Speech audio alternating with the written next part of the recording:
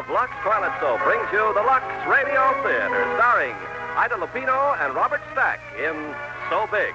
Ladies and gentlemen, your producer, Mr. Irving Cummings.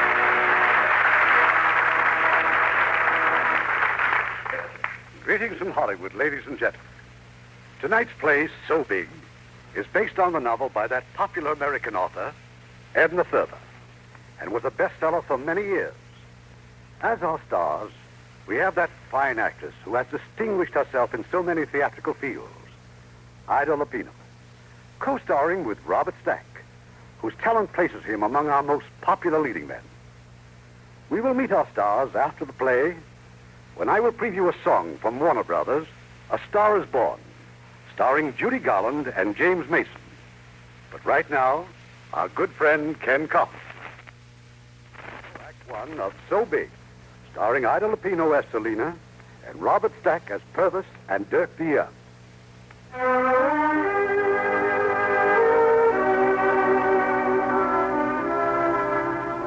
My father, Simeon Peake, loved people. But he used to say there are two kinds of people in the world who really count. One kind is wheat. The other kind is emerald. The wheat are of the earth who feed the body. The emerald are the people of fire who feed the hungers of the soul. And both kinds give. My father gave. Desperately ill with his whole fortune slipping away, he stood in the Chicago Wheat Exchange, trading, bidding, maneuvering, fighting vainly to save what he could for me. He died on his feet. And there I was, fresh out of private school, alone in the world and penniless. But I had a schoolmate, plain Julie Hempel, and she and her bluff father were wheat. They were givers. Oh, I want to thank you, Mr. Hempel, for getting me this job. Don't listen to her, Father. But really, Julie, dear. Nothing to it, Miss Peake. Simple matter of hogs. Oh, Father. How do hogs enter into it? The Dutch farmers at New Holland, that's just outside of Chicago, sell hogs to my butcher shops. Say they need a school teacher. I say my daughter Julie has a friend who'd be a crackerjack school teacher, and if they want to keep on selling me porkers... Yes, Father, Selena sees your point. Indeed, I do, Mr. Hempel. Anyhow, hogs did it. $30 a month, and you're aboard with Class Poole, the truck farmer. He's picking you up in his produce wagon in, 55 minutes. A produce wagon? It's an adventure, Julie. Father always said it's all adventure in the finding of treasure. All of life. Watch closely, Father used to say, and whenever you go, you'll see all the wonders of Baghdad. Oh, but a produce wagon. It's a magic carpet, Julie. Oh, Mr. Hempel, thank you again. Thank the hog.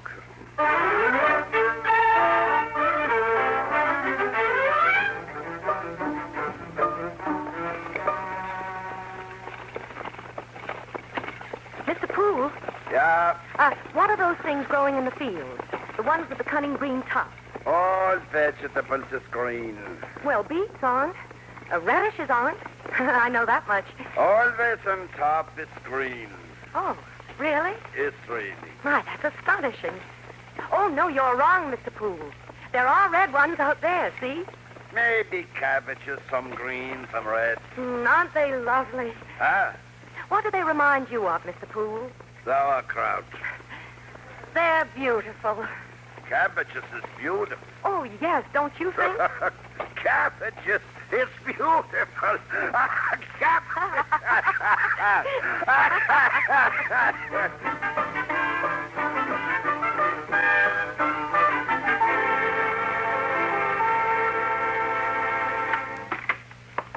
Margie, I bring the school teacher. Come in. Thank you. Margie! Yeah, I come and hurry so fast I can.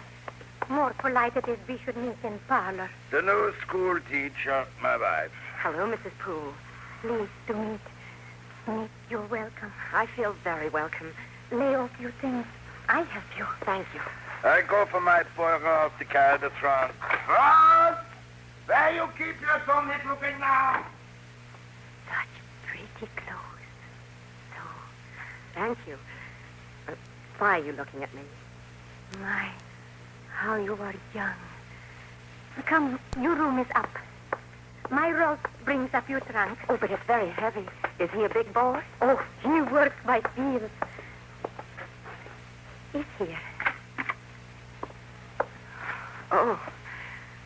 You like your room? Yes, it's quite nice. It's just that... You have such nice things. And you are young. Mrs. Poole, you can't be very old.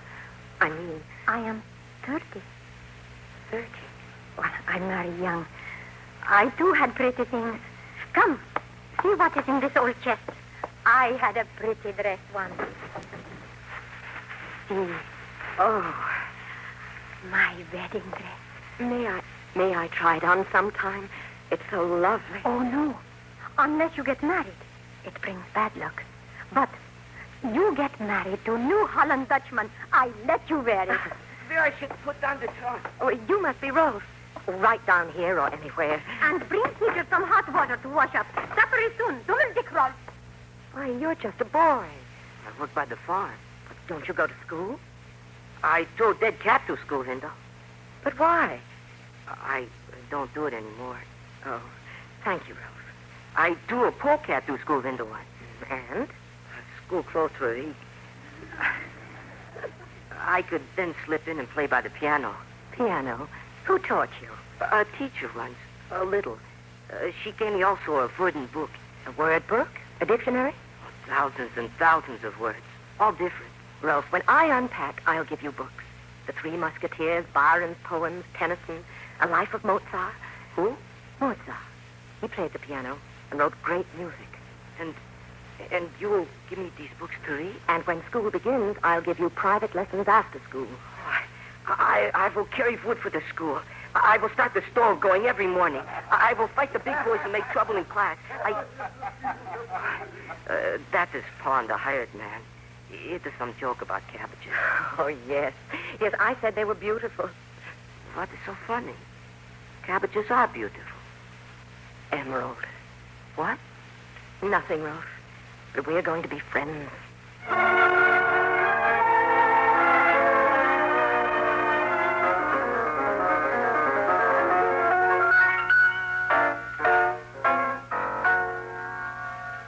Wonderful, Rose.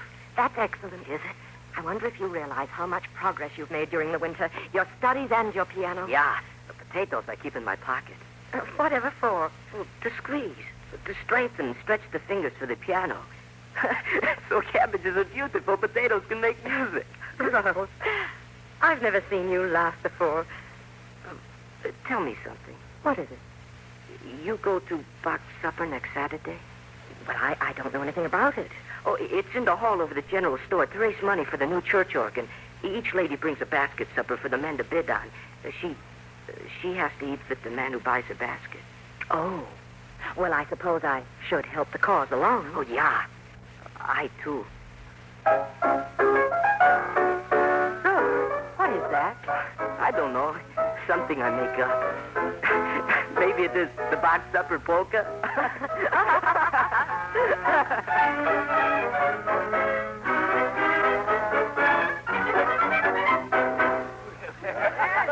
I bid 65 cents for this supper basket. Do I hear 75? 75. I have 75 cents. Who'll make it 80? 80 cents. 80 I have. 80. Do I hear 85? Cornelia Van Mingen's supper basket. One of the prettiest girls in New Holland. 80. 81. 80 twice. 80 cents. And that's the last one. I got it. Excuse me. I'm sorry. Please, I'm late. I'm sorry. Teacher. Oh, such a crowd, and I brought a supper box. Let me through to the auctioneer. Give it to me. Oh, I'll take it to him. oh, thank you very much. That little box is supper. Oh, just sandwiches and cupcakes. A man can starve. Never mind. Give me the box. Thank you so much. Hey, Holmes. Yeah? You're finished? Not yet. One more supper to auction. Who is he, Margie? Purvis de Jong. He's a widower. He has a bad farm. Always bad luck with crops. My, he's very good looking, isn't he? Huh? Yeah, so... All right, gents. Here's a little trifle about your size. If the food in here ain't enough for you, you can tie this pretty ribbon in the lady's hair. You make big noise. You get small prices, Holmes. That's Purvis de Jong talks back. Good man. Miss Selena Peak, it says here. Miss School Teacher Peak. Maybe there's a beautiful cabbage all tied up pretty inside, huh? Start the bidding. You talk too much. Rose. All right, gents. Who starts the bidding? What am I bid? What am I bid? 5 cents. bids 5 cents? Who says it? Oh, it's so funny he bids 5 cents. You the hook. Who, me, Purvis? Not me. He lies in his teeth. Oh, please. Answer me the hook. You bid 5 cents. 55 cents, Purvis. You don't hear me? Louder. 55 cents. I have 55 cents. $1. Rolf again. Young Rolf Fool bids $1. $2. For that? $2. $2.25. $3. $3.25. Rolf, fool! Papa killed you! $3.25 I have. $3.25. Do I hear $3.50? $3.50. $4. $4.50. Oh, listen, everybody. They're only little jelly sandwiches, and the cupcakes fell in a little. $4.68. Oh, Rolf, you very last penny. $5. $5. Young, isn't that foolish to throw away a lot of money? You trips the market. I could make it back. Rolf, where are you running? Rolf? Poor boy. Excuse me, please. Rolf, you hear your mama? Why did you do it? You look so little. They were making fun of you, laughing. I get it back If what? if I could make quicker figures. Arithmetic. Them Haymarket fellas are too sharp. They do numbers in their heads like that. Well, I could help you. Wouldn't you like to come over to the pools where I stay? Say, 2 evenings a week and study? Oh, it's trouble for you. No, it's never trouble. Teach people who want to learn. Yeah. Yeah, what? Yeah, to study figures. Like you say, Miss Teacher.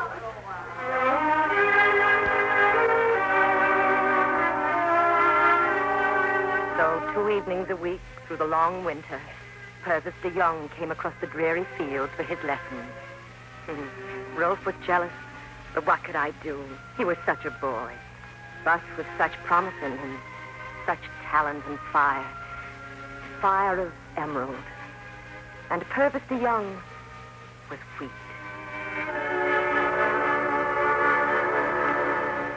Spring came. But one cold, rainy night, Purvis didn't show up for his lessons. The next afternoon, during recess, Rolf came to the schoolhouse with word from Purvis. Purvis de Young says tell you he can't come for his lesson. Why, Rolf? He is sick. Rheumatic fever. Oh, but that can be very serious. His farm is in the lowlands, Miss Teacher. Very wet. Or in summer baked hard. No good to work. Not fit to live on. Not fit for anybody to live on. Rolf, are you by any chance trying to protect me from something? It's very hard life farming. Well, don't worry. I won't marry a truck farmer. Thank you, Miss Teacher. Goodbye, Rolf. Or would I?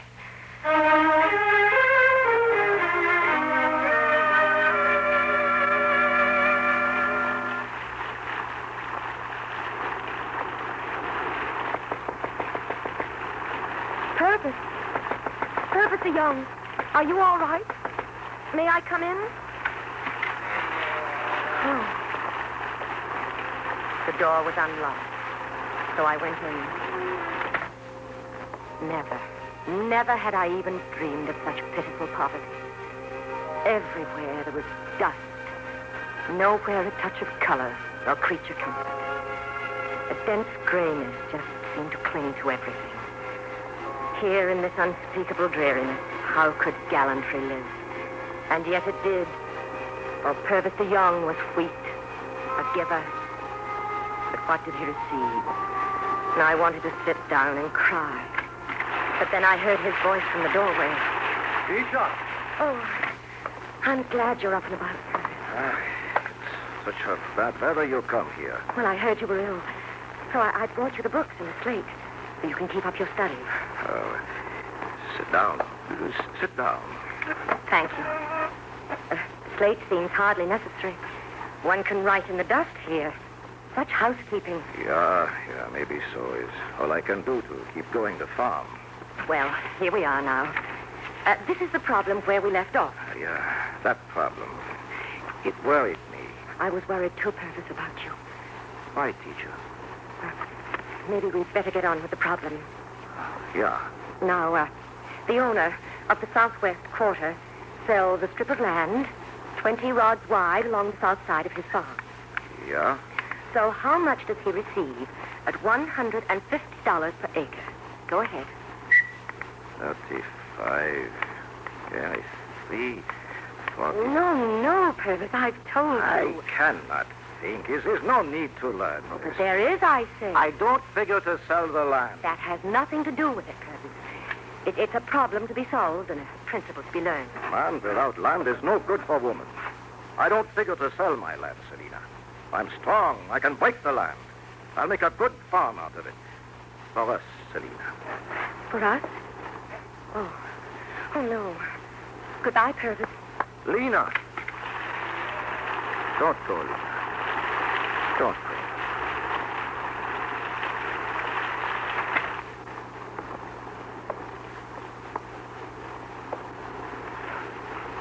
Purvis. Lena. Little Lena.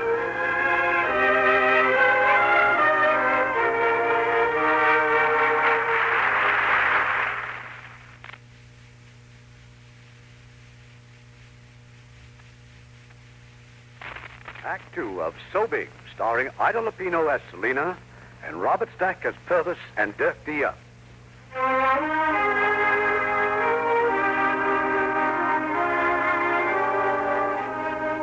True to her promise, Marcia Poole let me wear the wedding gown that I had once admired. As she fitted her gown to me, I kept staring at her face. Toil-worn and old. But she wasn't old. She was young. And all at once, I was afraid. Marcia, tell me, did you feel scared when you thought of marrying Class Poole? Scared? I ran away. Why? Didn't you love Class? I ran not far. I came back. Nobody ever knew I ran, even, but I ran. Why did you come back? From life, you cannot run away. Turn around. Wait, I must take him. You are such a skinny one. I turned around and saw Rolf in the doorway. He stared at me with such terrible rebuke, such anguish that a pain tore across my own heart. I started to call to him, but he turned with a sob in his throat and ran.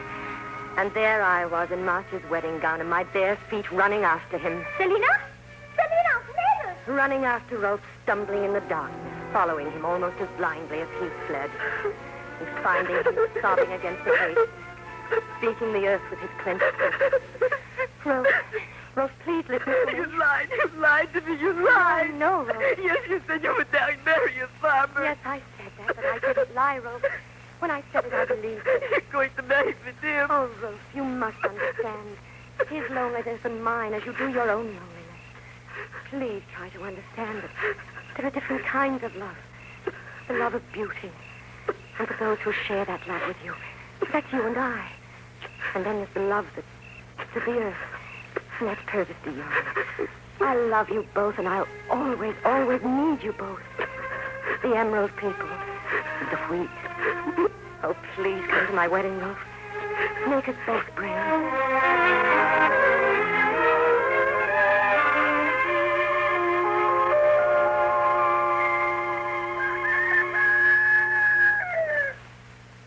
Selina? Lena?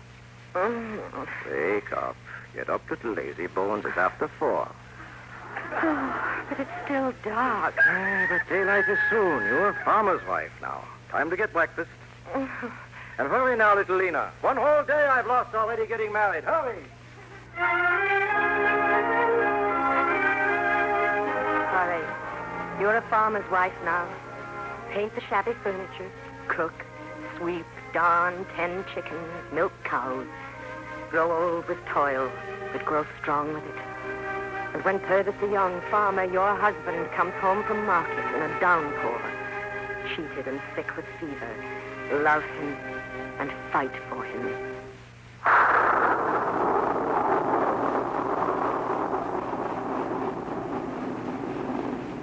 That Haymarket. They cheat me again. Don't fret, Purvis. Lie quietly. It's all right. Those thieves at the Haymarket. Oh, please. 25 cents for a sack of potatoes. Cabbages, 100 heads for $2. Next time I'll go with you. No, a young woman does not go to Haymarket, you hear? Next time, this the young woman will go to the Haymarket We'll teach them a little arithmetic. No. Oh, I'm not a young bride anymore, Purvis. I'm sorry, little Lena. I'm even sorry your flower beds did not grow. Nothing does well in that soil, but it will someday. We must drain it, fertilize it with potash and phosphate. Well, little school teacher is now a farm expert. Where do you learn these wise things about farms?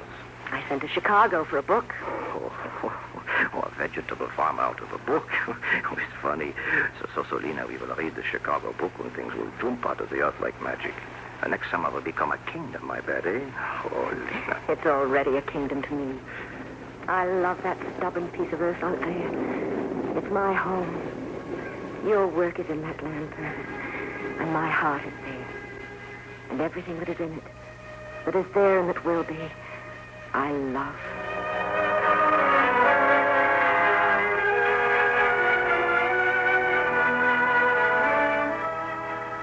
I'm proud that I, Dirk DeYoung, was born on a farm and that my father was Purvis DeYoung, whom some men called a failure. And that my mother was Selena Peake DeYoung, who was afraid only once in her life and never was afraid again.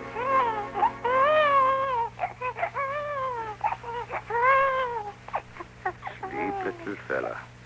Go to sleep. Purvis, what are we going to name him? After my father, Lena, could maybe we call him Dirk? Dirk. Dirk. I like that. Already he knows his name. See how he reaches up, up for a handful of stars. Oh, yes, darling. You'll grow high enough to touch them one day. So big. So tall in the heart. So big.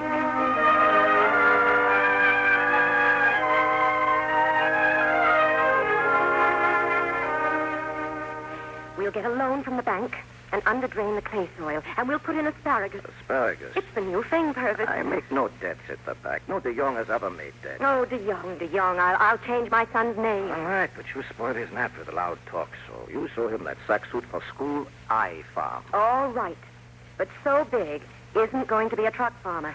And if you take a bank mortgage and drain the southwest acres, you... listen to the book from Chicago, make talk. Oh, Purvis. Yes, come in. Rose, come in. What is it? Where are you going with that suitcase? I thought I would bring back these books you loaned me before I go away. Away? Where, Rose? Why? Oh, I don't know. Maybe somewhere they got some fires to be built in the music school. Oh, I used to know some people in Chicago, the Hempels. They got me my job here. I wish I could send you to them. But I haven't the slightest idea of where to reach the Hempels now. It is all right. I've worked harder alone. But keep the books, Rose. All right. Good luck to you. We'll miss you. Goodbye. Goodbye. Goodbye. Goodbye, Rose.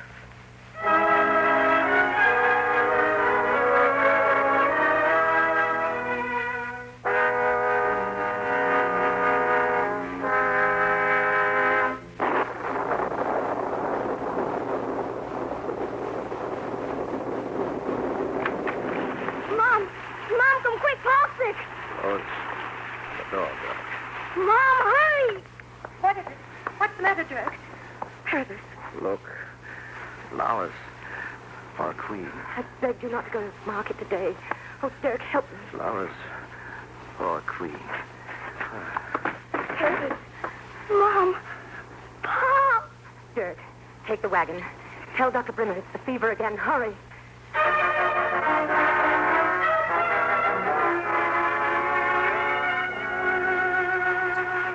I lift mine eyes unto the hills. Whence cometh help? My help is of the Lord who made heaven and earth. The Lord is my keeper. The sun shall not strike thee by day, nor the moon by night. He will guard thy soul. Please, The Dirk. Lord will guard thy going Please, and so thy coming please, out please. forevermore. Amen. Amen.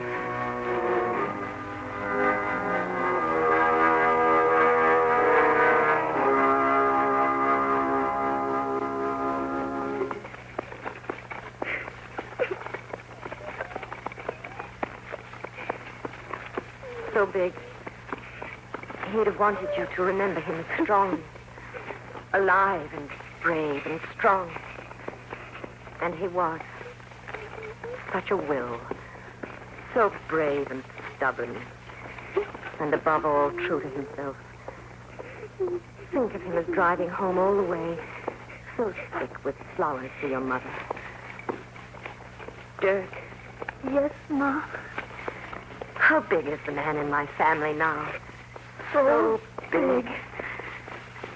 So big.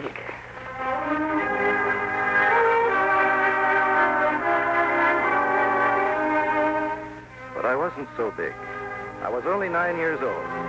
Mother and I could raise the vegetables all right, but we had to sell them. The only place around where they could be sold was the Haymarket, and we soon discovered that the Haymarket was a man's world. Turnips, cabbages, beets, large, firm cabbages. Beans. Only 25 cents a sack. Nice beans. Nice beans. Please, sir, look. Wonderful tomatoes. Just look. Now, lady, you might as well know we don't do no business with women. Why not? Women belong at home. Not when they have to make a living. I'll tell you what I'll do. That stuff on your wagon's curling at the edges and drying out. Pay you $1 for the whole load for fertilizer. Oh, no. You won't use my vegetables for fertilizer. All right. Suit yourself, lady. Suit yourself. Gee, Mom, what are we going to do? I know exactly what we're going to do. We're going to sell this load house to house. We're going to Chicago. Where? Baghdad's so big. Baghdad.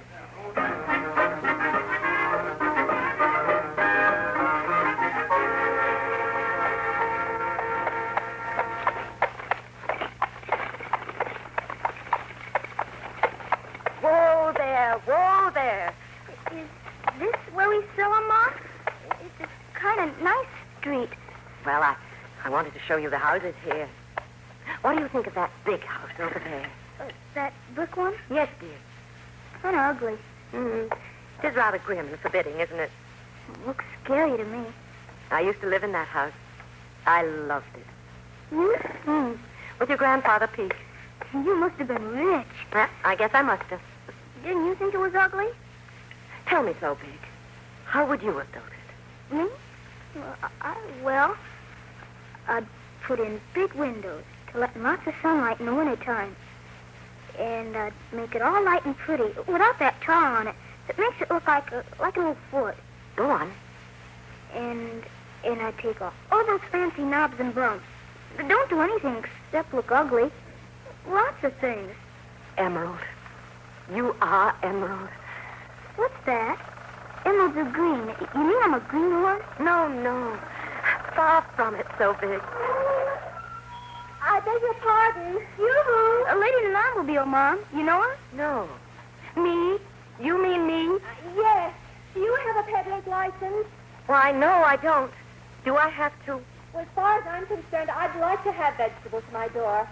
But last week a peddler tried it and got a heavy fine. Thought I'd just warn you. Thank you. But my mom lived here once. That house was hers. Simeon Pete. Selena Pink. Julie Hempel. Oh, Selena. Oh, my Dear, my dear. I'd never have known you. I know. It's been 1,000 years. I'd never have recognized you. What happened? The hogs did it.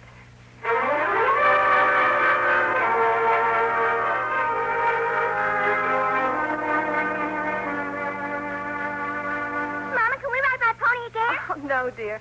Dirk and Mrs. DeYoung are just leaving. I like your little girl, Mr. Hempel. And Julie. Oh, thank you, Dirk. She's like a little princess of Baghdad. Huh? Oh, Paula? Oh, that's my granddaughter, young fella. Selena, I still want to buy your farm.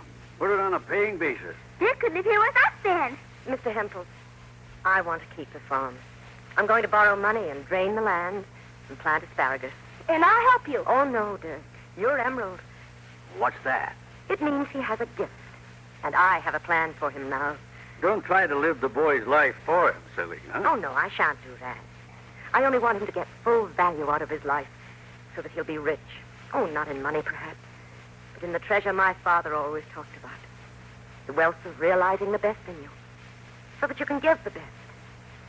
You don't know what I'm trying to say now, Dirk, do you? Uh-uh. That you will one day. Oh, you're going to be so big.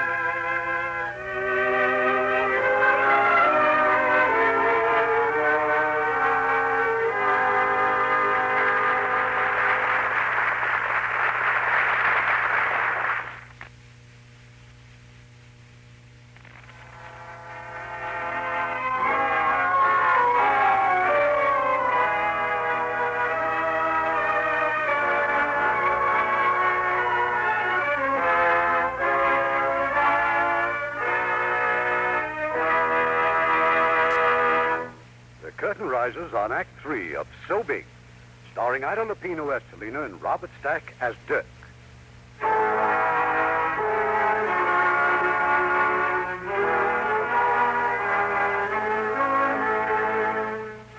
It was hard to believe. That young man up there on the platform receiving his diploma, his degree, Bachelor of Architecture, was my little boy, Dirk de Jong. Oh, but he was no longer a little boy, and he no longer belonged completely to me. There were two women in his life now, his mother and Paula Hempel, the little princess of Baghdad grown up. We both congratulated him in the reception hall. Bachelor of Architecture.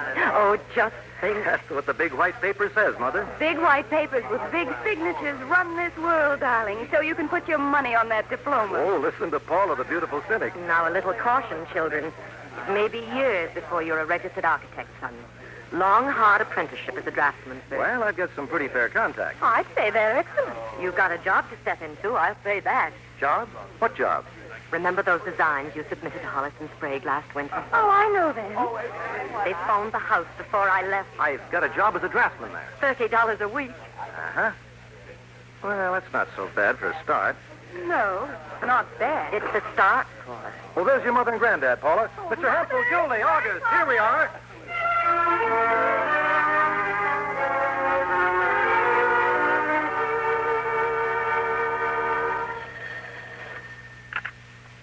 Hollis and Sprague, drafting room, de Jong speaking. Congratulations, darling.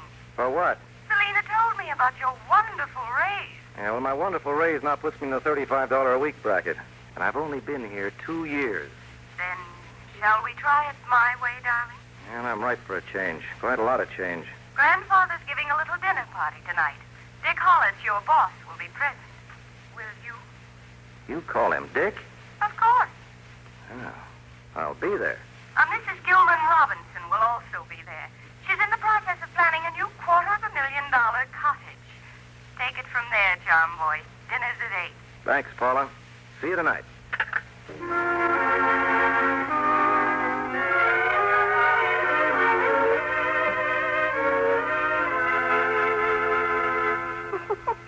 Oh, darling, you were absolutely wonderful. You devastated Hollis. Paula, won't they hear you in there? You certainly had Hollis in a May mood after Mrs. Robinson went to bat for you. Well, Mrs. Robinson has some very valid notions about architecture, and she has taste. Well, of course. That's what was so wonderful about you. Having the cheek to tell Mrs. Lakeshore Drive how to do her house. I wasn't trying to tell her. My dear boy, that's your charm. It gets me, too. A couple of more years, darling, and I'll have this project on a paying basis. But we'll build on the far North Shore.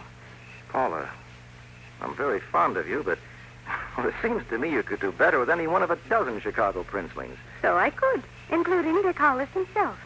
But I know what I want. Dirk, the important business at Hollis and Sprague is in contracting and selling. Yeah, but that's not what I want. I'm no promoter. I'm an architect. Dirk, Hollis is ripe. He won't wait too long for you to decide to be successful. And give up designing? Oh, you could still call yourself an architect, and you'd be so successful.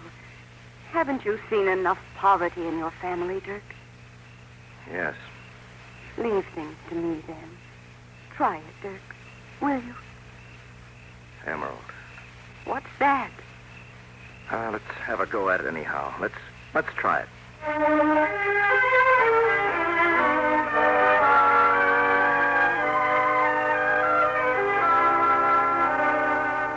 Yes, indeed, Mrs. Hutchison. The whole idea of our home designing is to express the character of the owner. Pardon me? Splendid. Thank you. Oh, and it's so nice to have seen you again at the Alexanders. Goodbye, Mrs. Hutchison. And hello, Mr. DeYoung.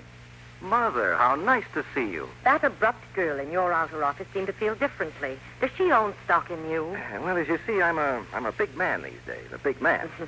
It won't be long now. I'll be walking down Michigan Boulevard, and I'll hear people asking, who designed that magnificent building? Uh-huh. And I'll say, oh, that's merely an early effort of my son, Dirk DeYoung. Still living in Baghdad, eh? Aren't you? Mother, I've quit drafting. You've quit? But your career? I've given up designing. Oh, Dirk. Hollis has moved me into sales and promotion. I'm already making more in a month than I used to make in a year.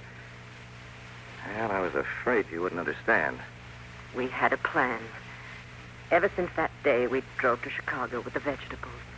And I saw your gift. Oh, Dirk, you can't desert beauty. Giving of the lovely things you're talented to give. Just wait until the big money starts rolling in. And that's become your idea of success. Well, all of my crowd are in the money except me. Paula. Now, Mother. Paula. And that tight little circle of rubber stamps you move in. Oh, Dirk. Not so big? Excuse me, Mother. Hello? Oh, yes, Mr. Hollis, the Evanston murals. Well, I was just about to call you for the name of the artist and the address. Dallas?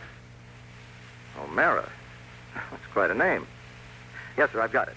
I'll make an appointment for lunch the minute I hang up. Right. I sort of hoped you could lunch with me at the Drake. The Drake, no less. They have asparagus DeYoung on the menu. I wanted to see it in print.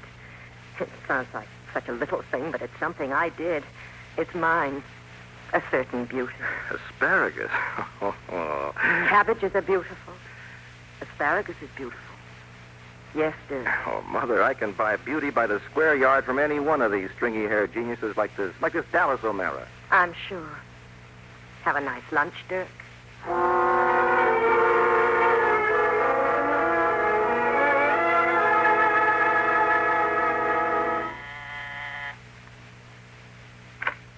Yes?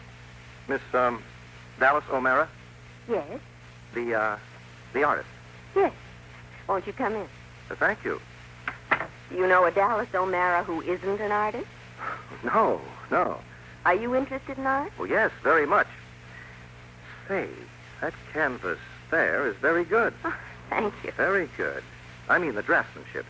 You see, I'm an architect. Or at any rate, thanks for that. I thought you were a stuffy front man I was expecting from Hollis and Sprague. Oh? Well, maybe we just won't answer when he rings. Maybe we won't at that. Really? I haven't made up my mind yet to do their mural. Oh, temperamental. Don't use that word. Every phony does it when he runs up against a little logical honesty. By the way, why are you here? You just didn't happen to spot my unearthly loveliness in a crowd and fall madly, madly in love with me. I'd have preferred that. Uh-oh. You're the man from Hollis and Sprague. I'm afraid I am. Oh, golly. Forgive me, will you? Only if we forget about lunch and talk it over at dinner instead where we can really relax. Well, it's the very least I can do. But mind you, I still might not do those murals. Unless I can do something with a splash of splendor in it.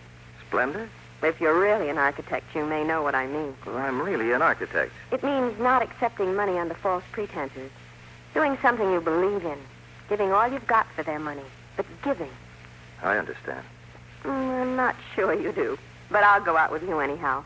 Because you're pretty and you may even take me to the Rolf Poole concert tonight. Rolf Poole? I knew him back in New Holland. Really? I met him in Paris.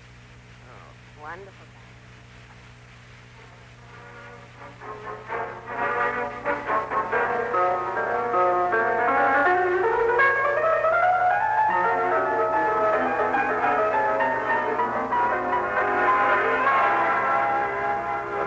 Programmed as Concerto in C by Rolf Poole. Little Rolf Poole of New Holland, Illinois, who had once worshipped my mother. Well, Rolf had done well. This was an event. I saw Paula Hempel in the Hempel box with Richard Hollis. I saw Mother listening rapidly, looking curiously young again. But mostly, I saw Dallas O'Mara, beautiful, impudent, and honest. I'd lost my way with Paula, but I knew that I'd lost my heart forever with Dallas O'Mara.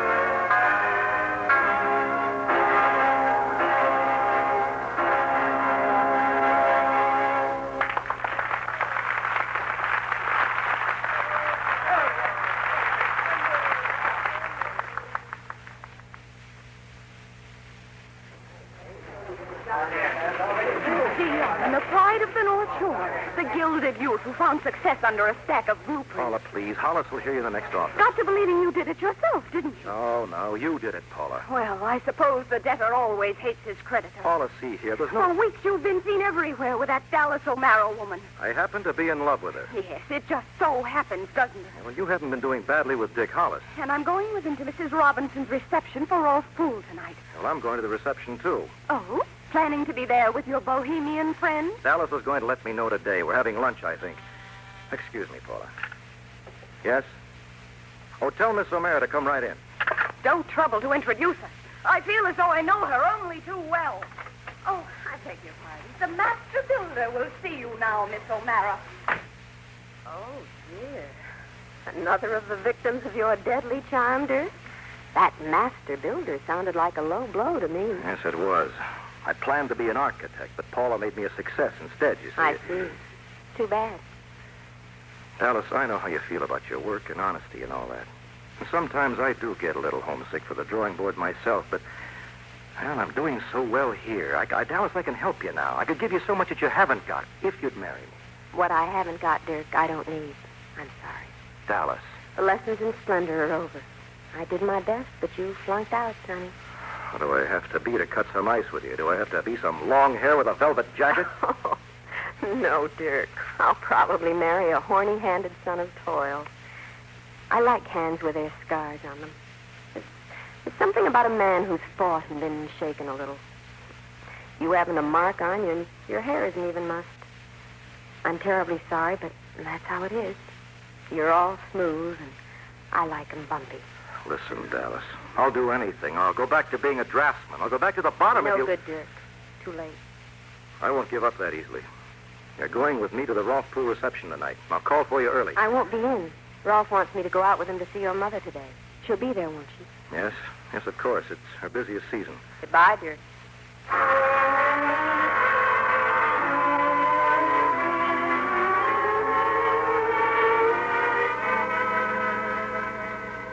No, Dirk. It's so good to see you.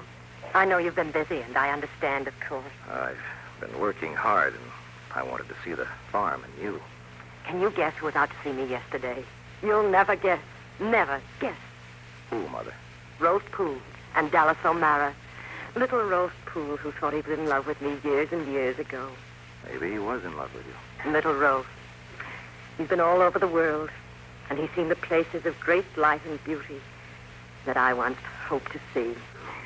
And he did it himself. He had help.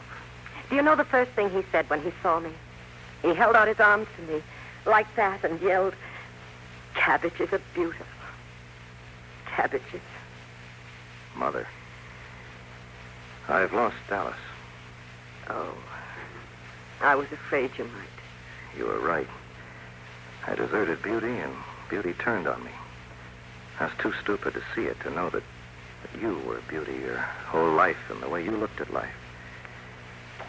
She was so much like you. You were both emerald. And I lost you. I lost you both. No, Dirk, no. Beauty is never lost. It isn't a person or a thing, but a spirit, a feeling inside you. It's earth and light and fire, wheat and emerald, and it can be everywhere. You just got lost somewhere, Dirk. Give me your hand. Your hands are wonderful, Mother. Rough and strong. Dallas said my hair wasn't even mussed. It's getting that way. Do you think so? You've had a jolt coming, and you got it. You know, I might have another whack at that drawing board after all. You are growing up. Will I ever grow up enough to interest a Dallas O'Mara? Oh, yes, son. And to take a handful of stars, too. So tall in the heart. How big is so big? Very, very tiny, I'm afraid. Then you've grown up already. So big.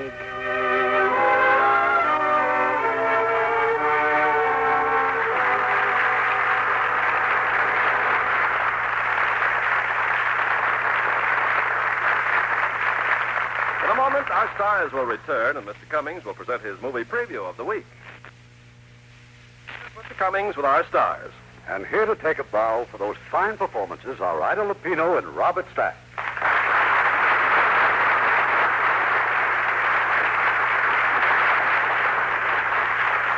Ida, I always feel a little nervous when you're on the show. You're not only a fine actress, but a great director. Nervous, Irving? After last week's production of Wuthering Heights, it was perfectly beautiful. You know, I played the part of Cassie twice on this stage. Are you partial to the heavy drama, Ida? Yes, I think so, and you ought to be, too. After that performance you gave in The High and the Mighty. Warner Brothers must have been thrilled with it, Bob. They certainly were, but 20th Century Fox was even more impressed. They signed him to a long contract. Well, I don't think Warner Brothers needs to worry. They just got about to release A Star is Born with those great stars Judy Garland and James Mason. I understand Judy's singing talent is even greater than ever. Well, this will give you an idea. Here's Judy Garland's recording of The Man That Got Away. The night is bitter, the stars have lost their glitter, the winds grow colder, suddenly you're older, and all because of the man that got away.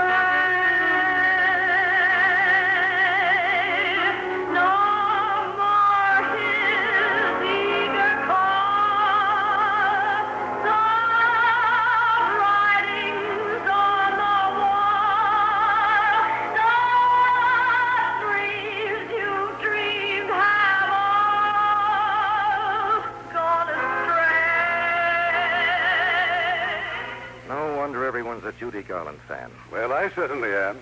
And she's one of our favorite Lux girls. And so are you, Ida. This is your 15th appearance here. So you know how much we like you. Well, Irving, everybody knows how important a Lux complexion is to an actress. But here's one lady director who is also a devoted Lux girl. I'm afraid that's a distinction that belongs only to you, Ida. The rest of us director-producers are just married to Lux girls. Well, now isn't it time for you to produce another of your 20 greats in the Lux Radio Theater, Irving? Yes, it is, Bob.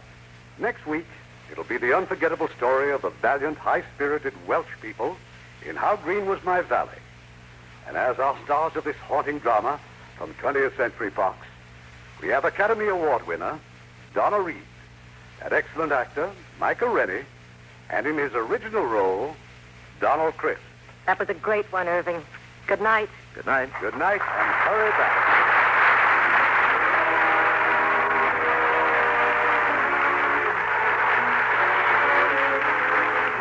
The Lever Brothers Company, makers of Lux Toilet Soap and Lux Liquid Detergent, invite you to be with us again next Tuesday evening when the Lux Radio Theater presents How Green Was My Valley, starring Donna Reed, Micah Rennie, and Donald Crisp. This is Irving Cummings saying good night to you from Hollywood.